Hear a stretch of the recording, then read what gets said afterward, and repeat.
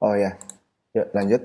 Habis itu yang pertama kali yang kita kerjakan adalah kita akan menyusun program auditnya dulu. Jadi kita nulis-nulis prosedur auditnya, habis itu kita rangkum jadi satu menjadi program audit. Nah ini ntar akan menjadi acuan kita untuk mengerjakan schedule-schedule kita, schedule utama maupun schedule pembantu. Nah untuk yang program audit sendiri ini sebenarnya idealnya itu nanti teman-teman itu pas lagi nyusun program audit ya yang teman-teman kerjain ya berdasarkan prosedur audit yang sudah teman-teman susun. Jadi paling ntar kalau mau nyusun program audit ya ngeliat-ngeliat soalnya dulu nggak apa-apa. Habis itu kayak nggak usah aneh-aneh gitu loh maksudnya, biar bergampang aja. Nah, karena di sini nanti ntar program audit di sini disuruh ada prosedur analitis ya di soalnya ya. Nanti ntar kita akan masukin prosedur auditnya. Ini ada prosedur analitis dulu. Yang pertama adalah kita akan melakukan prosedur analitis terhadap saldo akhir. Nah ini kalau untuk prosedur analitis ini apa namanya ini eh, kita ini nggak cuma nyari persentase doang ya, nggak cuma nyari persentase perubahan dari tahun kemarin sampai tahun yang sekarang, tapi kita juga nyari tahu alasannya kenapa kok bisa ada yang persentase perubahannya itu signifikan. Nah, signifikan ini nih tergantung ntar teman-teman atau enggak ntar di soal tuh ada gitu loh, batas yang dikatakan signifikan atau enggak tuh seberapa sih. Kalau misalnya di peblasmi itu kayaknya pas aku lihat tuh 20% ya, yang di assignment-assignment awal itu apa ya di permanent file kayaknya deh, aku lupa itu 20%. Nah ntar tinggal dicari mana yang di atas 20%. Nanti kalau yang persentase perubahannya di atas 20% nanti dicari alasannya, apakah memang presentase yang fluktuasi yang signifikan itu bisa apa namanya wajar apa enggak di situ ya. Nah untuk prosedur analitis ini berarti kan termasuk ketepatan ya, ketepatan dalam saldonya. Berarti kita bisa mencentang valuation or allocation di sini ya. Oke, nah habis itu selanjutnya ini kan prosedur analitis kan semuanya nih semua saldo kan, semua saldo yang berkaitan dengan beban dibayar di muka. Nah selanjutnya apa namanya di assignment ini kan ada tiga kayaknya, seingatku deh. Ada prepaid insurance, prepaid rent, sama supplies ya. Nah itu ntar teman-teman kalau mau nyusun program auditnya itu lebih baik dipisah jadi tiga. Jadi jangan dijadiin satu. Jadi yang pertama nih aku bikin dulu ya, yang buat prepaid insurance dulu. Nah, prepaid insurance ini berarti yang paling pertama adalah kita akan meminta meminta rincian saldonya dulu. Yang paling awal banget. Nah, jadi ini meminta rincian atas saldo prepaid insurance, serta lakukan tracing dari rincian saldo, dan lakukan voting serta cocokkan total dengan saldo per buku. Nah, jadi biasanya itu nanti di soal itu biasanya dikasih rincian gitu loh. Jadi misalkan ntar prepaid prepaid insurance tuh berapa ininya kalau misalkan di di soal tuh. Misalkan prepaid insurance dari PT Allianz kayak gini, sorry,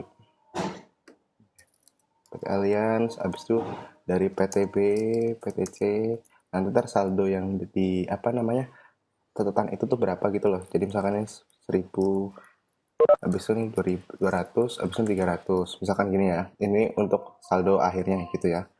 Nah nanti ntar teman-teman ntar cocokin nih sama saldo akhirnya bener apa enggak. Misalkan saldo akhirnya itu 1000, so ini saldo akhirnya gini ya, segini ya. Nah nanti ntar teman-teman cocokin, abis itu ntar teman-teman lakukan footing ya. Berarti kalau footing kan ditambahin ke bawah ya, berarti tinggal teman-teman ntar tambahin dulu sini cocok apa enggak sama apa enggak totalnya. Berarti ini sama ya intinya ya. Nah berarti udah oke. Nah habis itu setelah kita minta rincian saldo, habis itu kita akan melakukan konfirmasi atas rincian saldo prepaid insurance ya. Nah oh sorry, ini belum di aku centang ya. Berarti ini untuk yang pertama, gara-gara kita ngelihat ada tracing di sini, serta kita melihat sini ada tekniknya, ada footing, berarti kita bisa centang yang namanya completeness ya kalau tracing ya. Habis itu kalau voting berarti kita akan memastikan bahwa totalnya itu akurat, berarti kita akan valuation or allocation. Oke.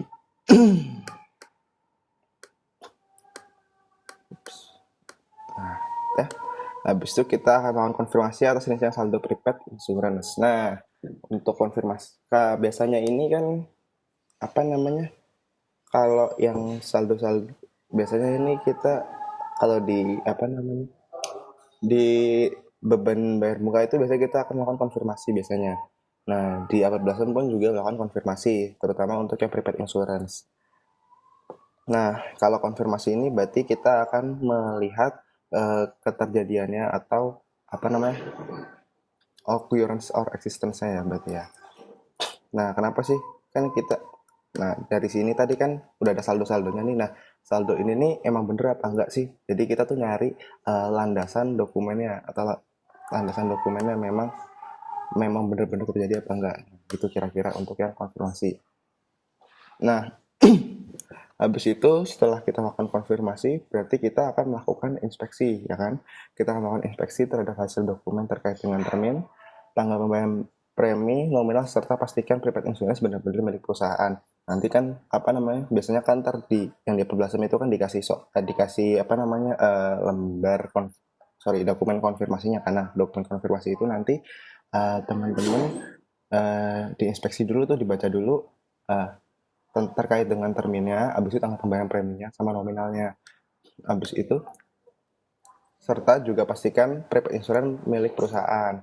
Nah, untuk yang di sini karena kita akan memastikan bahwa prepaid ini benar-benar milik perusahaan, berarti kita write an obligation. Gitu-gitu aja. Nah, habis itu setelah kita melakukan inspeksi, kita harus melakukan vouching dari apa tadi? Vouching dari rincian saldo ke dokumen hasil konfirmasi.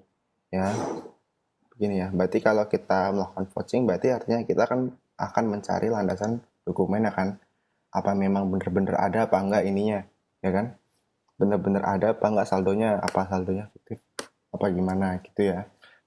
Berarti nanti yang akan kita centang yang pastinya adalah occurrence or existence, karena memang vouching ini identik dengan occurrence or existence kalau menurut Arens ya.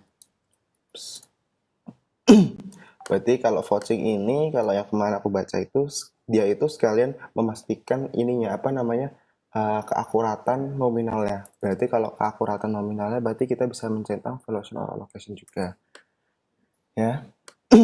Oke, setelah kita lakukan vouching, tadi kita udah minta rincian saldo prepaid, habis itu konfirmasi, kita menginspeksi, habis itu kita vouching. Nah, habis itu kita harus nyusun juga nih untuk program audit apabila memang kita itu nggak dikasih atau kita tuh nggak di apa namanya ya, konfirmasi itu tidak bisa dilaksanakan gitu loh. Jadi kita juga harus istilahnya itu prosedur audit alternatif gitu istilahnya, yang kayak kemarin di UTS itu. Jadi kalau yang UTS itu kemarin kan dikasih ini kan tentukan prosedur tambahan atau prosedur alternatif. Nah, ini prosedur alternatif apa tambahan tuh kayak gini ya. Nih, apabila konfirmasi tidak diperoleh atau tidak dapat dilaksanakan, lakukan inspeksi terhadap dokumen polis asuransi dan faktor pembayaran premi terkait dengan termin, tanggal pembayaran premi, nominal, dan pastikan prepaid insurance benar-benar milik perusahaan. Jadi sebenarnya sama aja sih yang ini sih, yang ini sama yang ini ya. Sebenarnya sih sama aja sih, cuma bedanya adalah kalau yang ini dokumennya itu dokumen konfirmasi, kalau yang ini itu dokumennya itu polis asuransi dan faktor pembayaran premi. Jadi kita akan mencari dokumen alternatif untuk menguji occurrence-nya, occurrence or eksistensinya. Oke. Jadi ini kalau ini kita cuma inspeksi doang ya. Ya. Berarti kita apa namanya? Write an obligation. Oke, berarti setelah konfirmasi kita menginspeksi, kita pastinya akan melakukan vouching ya. Dari saldo insider ke tiap-tiap dokumen polis dan faktur pembayaran. Berarti sama aja kayak yang sebelumnya. Sebentar. sama aja berarti occurrence or existence sama valuation or allocation. Oke.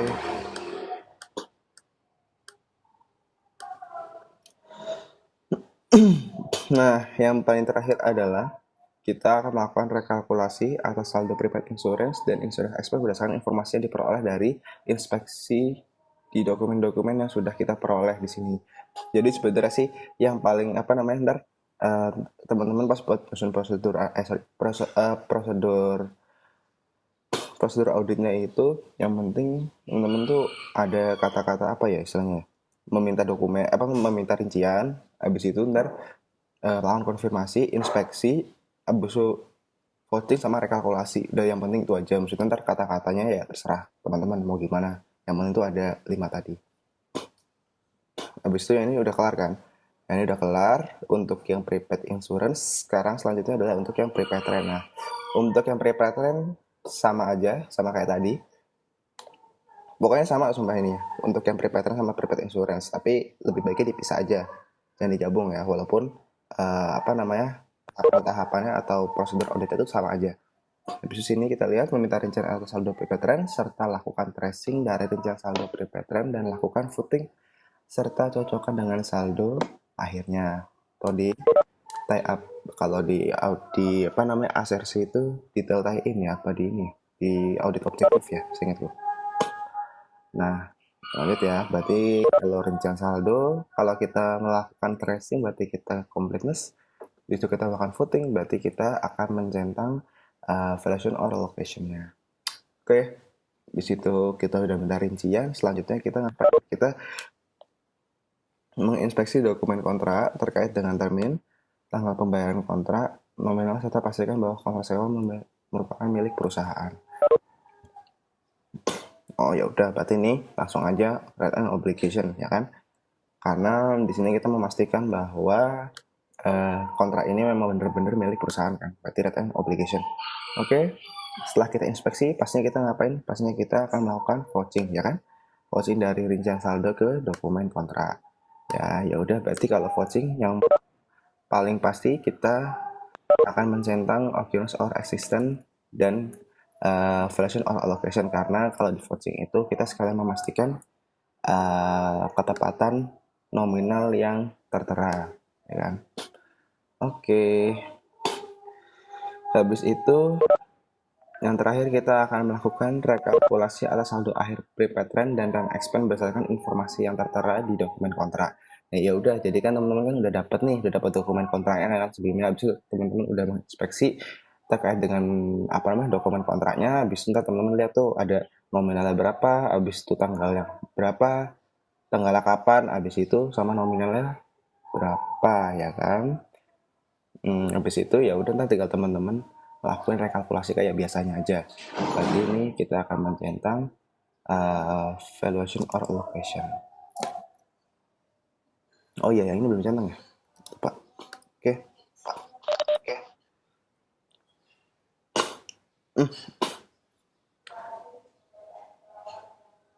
Oh bentar.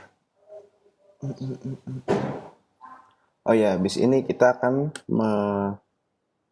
yang terakhir kita akan menyusun prosedur auditnya untuk yang supplies ya. Nah, kalau supplies nih kayaknya cuma dikit sih harusnya sih. Nah, gitu ya. Berarti kita akan meminta rincian atas saldo supplies, sama aja sih ya. Sama kan? Sama yang kayak awal, kita minta rincian. Untuk yang supplies kita juga minta rincian. Meminta rincian atas saldo supplies serta lakukan tracing dari rincian saldo akhir dan lakukan footing terhadap rincian. Ya udah, sama aja kayak tadi, tinggal centang-centang aja gampang. Nah, gini kan. Habis itu kita udah minta rincian, tapi kalau misalnya di supplies itu kan kita biasanya itu melakukan cek fisik ya terhadap saldo akhir suppliesnya ya. Berarti kita akan melakukan cek fisik, berarti kita akan mencentang occurrence or existence-nya ya kan. Karena kita memastikan bahwa memang saldo akhir ini yang tertera itu benar sama yang di yang di gudangnya. Habis itu setelah kita lakukan cek fisik, nah ini kan kalau yang cek fisik ini kan untuk saldo akhir surplus kan. Nah kita pun juga harus mengecek kebenaran dari apa namanya surplus expense. Nah surplus expense kan yang teman-teman ketahui kan saldo awal ditambah pembelian dikurangi sama saldo akhir kan. Itu akan menjadi surplus expense kan. Artinya adalah surplus expense adalah penggunaan selama setahun kan. Ya udah, nanti teman-teman tinggal cari kalkulasi terhadap saldo surplus expense. Nah, kayaknya sih tadi di Apple Blossom tuh nggak dikasih rincian pembeliannya ya. Jadi kita nggak bakal bisa ngecek surplus expense-nya bener apa enggak. Tapi ntar dilihat nanti deh. Habis itu valuation or allocation kan, namanya rekalkulasi. Salah. Oke. Nah, ini ya. Lumayan banyak ya untuk program auditnya. Ya kira-kira kayak gini lah. Tapi yang penting intinya sih sama aja untuk program auditnya. Tapi gara-gara memang ini dipecah jadi 3, makanya jadi kayak kelihatan banyak. Nah, selanjutnya tadi yang pertama kan kita kan melakukan prosedur analitis kan. Ya udah kita melakukan prosedur analitis dulu. Oh ya, tapi aku ini ya apa namanya ngerjainnya itu nggak sesuai dengan apa namanya penomoran kertas kerjanya itu nggak sesuai sama Apple Blossom ya. Jadi aku nomorin sendiri, ntar kalau teman-teman bingung ya apa namanya tinggal disesuaikan aja ininya untuk penomoran kertas kerjanya ya. Nah besok kita akan melakukan prosedur analisis dulu. Nah gini teman-teman ya, habis itu yang prosedur analisis ini kita kan yang pertama akan mencari perubahan dulu kan. Berarti perubahannya dari 2002 ke 2003 ya kan. Berarti gampangnya adalah 2003 dikurang sama 2002 per saldo per audit per 31/12/2002 ya kan. Berarti 9% gini kan. 9% kita tarik ke bawah. Oh jadi ada yang 75, 15, 9, 13, 0%, 28% sama 91% ya kan. Nah habisnya nanti yang tadi teman-teman harus menentukan benchmarknya dulu atau patokannya yang bisa dikatakan fluktuasi signifikan itu yang mana sih. Nah kalau yang di Apple Blossom itu kan 20% ya kira-kira ya, 20% ya seingatku ya. Ya udah kita cari yang perubahannya di atas 20% atau di bawah 20%, di atas 20% ya, minus maupun plus ya. Berarti ini 75%, habis itu sama yang ini. Nah seperti yang tadi aku bilang, nanti ntar kita akan mencari alasannya kenapa kok bisa gede banget ininya, fluktuasinya. Apakah memang perubahan 75% ini wajar apa enggak di sini. Jadi kayak kita tuh istilahnya kalau kita melaksanakan prosedur analitis itu kita nggak bisa cuma mengandalkan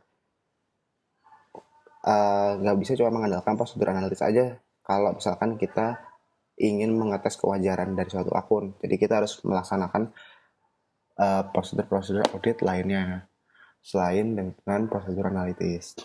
Oke, yang ini untuk kolom alasannya ya. Nanti kita isi pas terakhir ya.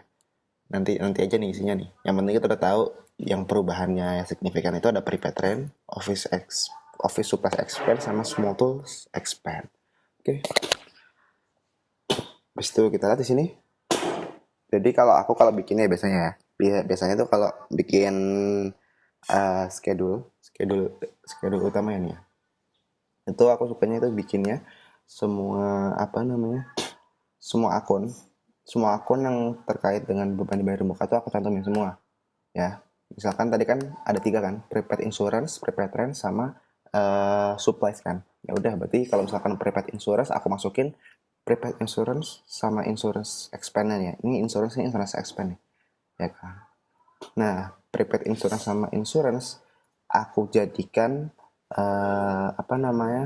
satu kertas kerja pembantu. Nah ini kita tulis refnya di sini.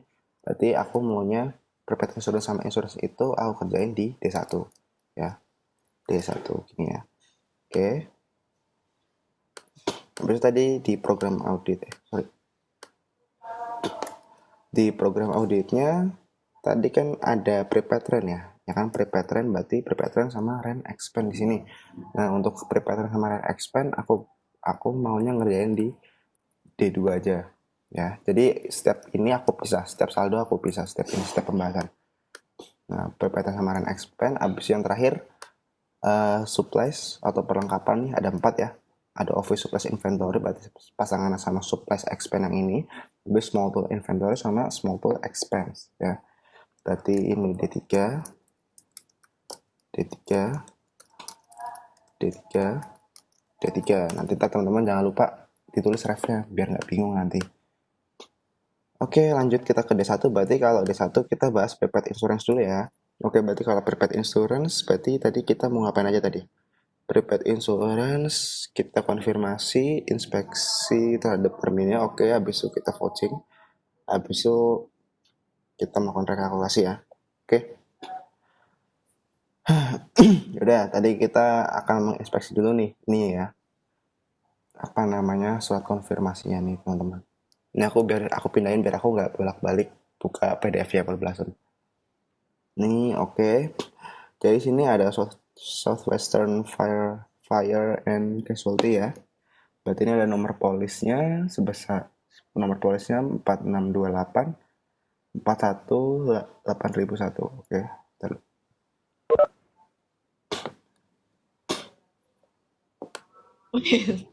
Nah, Ya, emang terus aplikasi.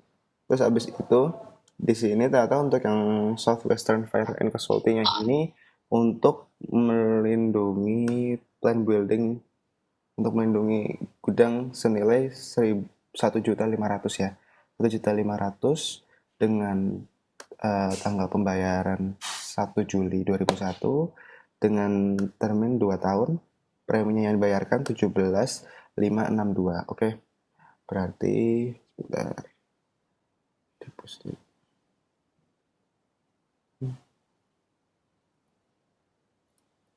Oke, sekalian diisi aja ya biar cepet ya. Nah,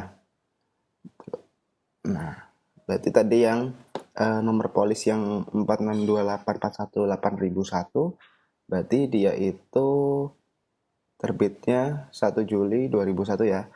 Preminya yang dibayarkan 17.562 ya. Habis itu jangka waktu tahunnya 2 tahun kan.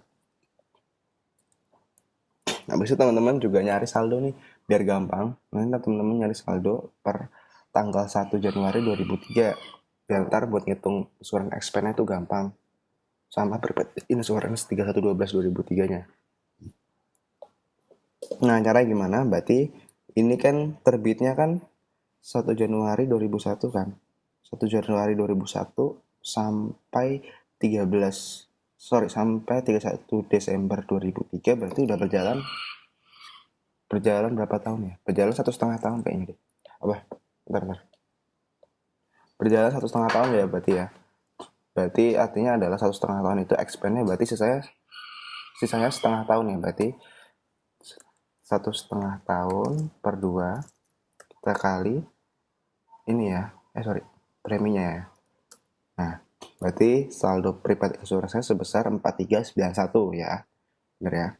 Habis itu Southwestern yang ini yang 8.002. Oh, ini nih. Oke. Juli 1 2003, 2 tahun 31.250. Oke.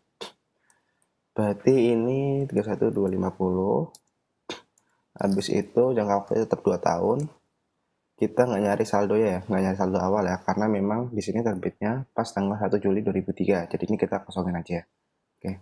Habis itu untuk yang outline insurance group yang AB6048R3 itu tuh yang ini.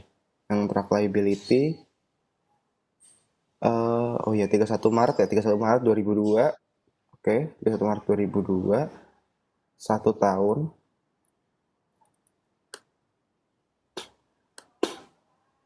Nah, 1 tahun. Habis itu premi yang dibayarkan berapa? 4918. Oh, sorry, 4918 gini ya. Oke. Iya bener. Nah, terus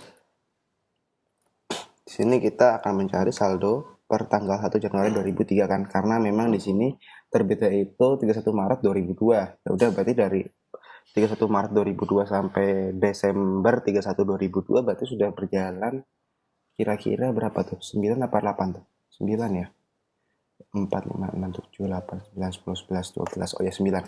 9 ya, berarti sudah berjalan 9 bulan. Udah berarti kita kurangkan 12 bulan, kurangi 9 bulan per 12 bulan dikali dengan premi yang dibayarkan tadi Nah, berarti ini saldo awal kita ya.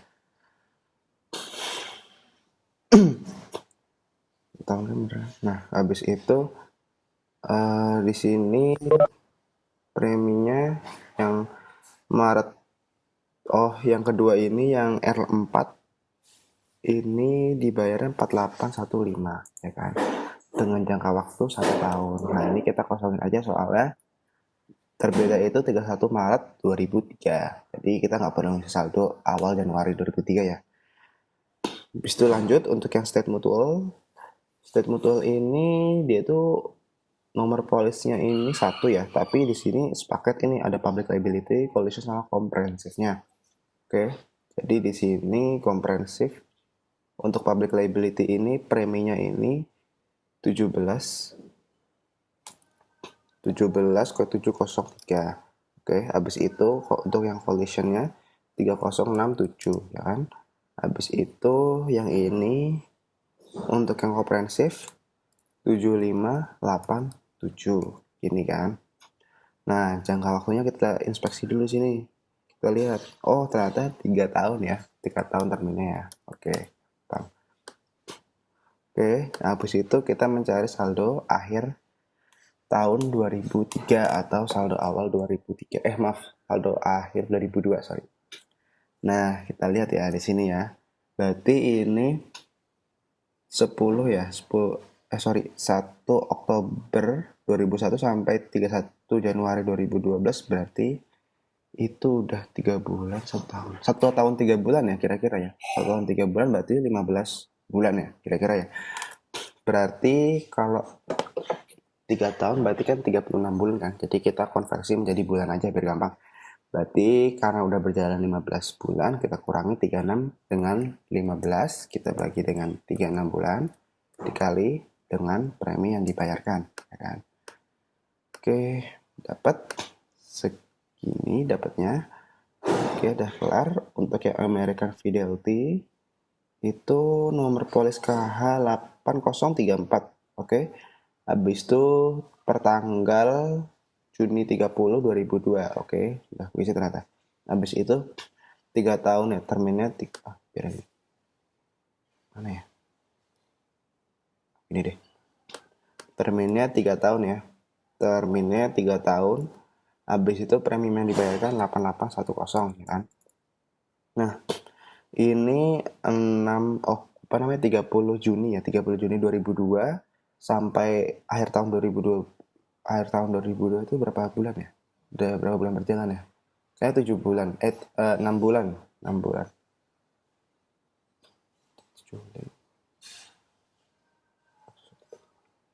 Oke, bener, 6 bulan. 6 bulan berjalan ya.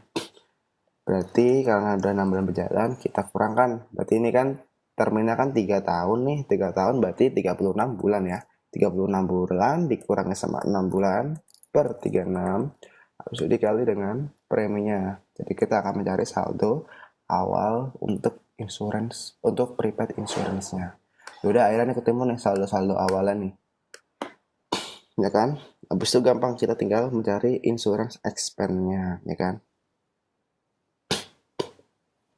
Oke, karena di sini untuk yang pertama, yang 8001 ini kan dia ini jatuh temponya terbitnya ini kan 1 Juli 2001, jatuh temponya itu berarti kan 1 Juli 2003 kan, gara-gara jangka waktunya cuma 2 tahun kan. Berarti artinya ini akan habis nih ya, insurance expense-nya ya. Berarti ini nggak ada nih. Oke, nah sedangkan yang ini berarti dari 1 Juli 2003 dengan jangka waktu 2 tahun. Oke, berarti gampang. Berarti ini ntar kita tinggal kali aja. Apa namanya? Berarti mau gimana nih? 6/24 ini aja kali ya. Ini insurance expense kan baru berjalan 6 bulan ya ntar ya. Sampai dengan 31/12/2003 ya. Berarti 6 bulan per 24 bulan. Oke. Berarti ini sisanya. Ini kan.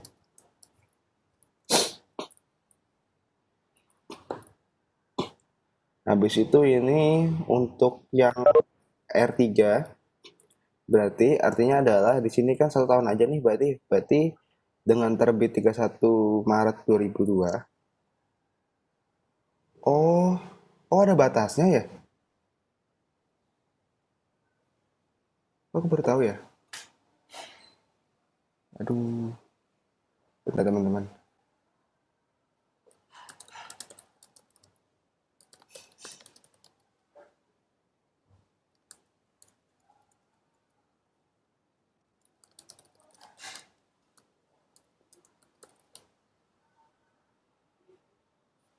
Nggak apa deh, ntar bikin room lagi teman-teman. Maaf ya.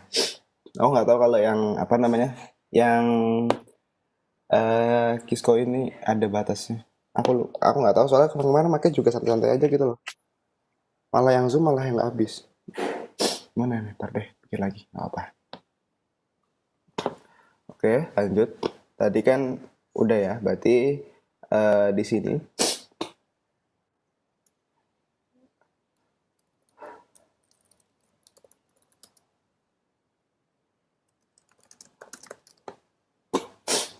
ya udah lanjut ya. Berarti yang R3 berarti 1230 ya. Karena memang pas 2003 ini habis kan. Oke, kita habisin aja. Berarti kita ini nggak ada prepaid insurance-nya. Habis itu lanjut di 31 Maret 2003 ya. Berarti ya 31 Maret 2003 sampai dengan akhir Desember 2003 itu berapa bulan ya? Berarti 12 kurangi 3 berarti 9 9 ya. 9, benar. Berarti 9. Berarti tinggal kalian 9 aja nih. Berarti 9 per 12. Oke. Berarti minus ini dikurangi ini ya. Ya, itu prepaid insurance-nya ya. Habis itu yang ini public liability. Nah, ini kan karena memang dia itu kan terbitnya kan 1 Oktober 2001 dengan jangka waktu 3 tahun, berarti kan artinya adalah dia itu jatuh temponya atau habisnya itu pas tanggal 1 Oktober 2004 kan. Artinya adalah ketika kita menghitung 31/12/2003 ini masih ada nih saldonya, masih ada saldo akhirnya. Jadi kita langsung aja hitungnya gini. Berarti preminya nanti kita bagi sama tahunnya aja nih, jangka waktunya berarti 36 kan. Gitu kan. Sorry. Dibagi sama 3 tahun. Gini. Gini, jadi ntar insurance expense-nya ini 5.000 5.901, habis itu kita tarik ke bawah. Ini hasilnya segini kan. Nah, nanti prepaid insurance tinggal sisanya aja, tinggal kita kurangi sama insurance expense-nya. Bentar. Nah, gini ya. Sorry. Oke, 3 yang terakhir, yang ini. Yang American Fidelity yang KH8034. Habis itu ini kan juga 3 tahun nih. Karena memang apa namanya jatuh temponya masih 2005 nih ya, masih lama banget kan. Berarti kita bisa aja ngitung langsung full 1 tahun aja. Berarti kalau kita ngitung full 1 tahun, kita langsung aja bagi 3 di sini ya.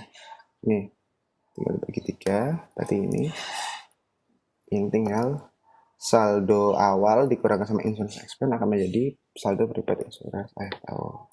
Oke. Nanti kita lihat totalnya benar apa enggak di sini. Oke, kita lihat. Kita pindahin dulu saldo-saldonya. Berarti saldo prepaid insurance yang sekarang adalah 38636. Oke. Ini udah sesuai ya, udah oke ya berarti ya. Berarti artinya adalah prepaid insurance ini di apa namanya? Di trial balance itu udah bener ya. Habis itu kita masukin si insurance expense-nya. Insurance expense-nya kita masukin. Ini yang 32 ya, 32766 ya. Nah, udah ya. Berarti untuk yang insurance sama yang prepaid insurance ini udah bener semua ya total ya. Ini paling cuma beda satu nih gara-gara pembulatan nih teman-teman nih. Jadi nggak apa-apa ya, santai aja. Jadi ini kita anggap aja bener semua. Oke. Habis itu apa nih? Nih, di sini ada rental ya. Untuk yang prepaid rent ya. Nah, prepaid rent ini dia itu oke, berarti ini di sini informasinya ini dia itu 7.500 untuk 2 tahun. Nah, ini pembayaran rental ini setiap tahun tahun tahun genap ya.